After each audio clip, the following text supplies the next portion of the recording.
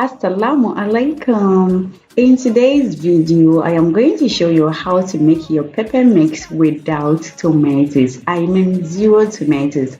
So in case you don't have any tomatoes at home, or there is shortage in the market and you really want to make that dish that requires pepper mix, worry no more, as I am here to show you how to make it. Okay, so kindly watch to the end. I am Hirat and you are welcome to my channel. So here I have some carrots, onions, red bell peppers, beetroot, Scotch bonnet peppers, and then parsley. And here I am going to drizzle some oil on it, and here you can use any oil of choice. Okay, and with the ingredients you can add as much as possible as you want it. Okay, so for the pepper I added just a little because of my kids, so I will roast it for 10 to 15 minutes or till you are okay with the consistency, and then I am going to blend it into a fine puree just like this. And this pepper sauce is very versatile.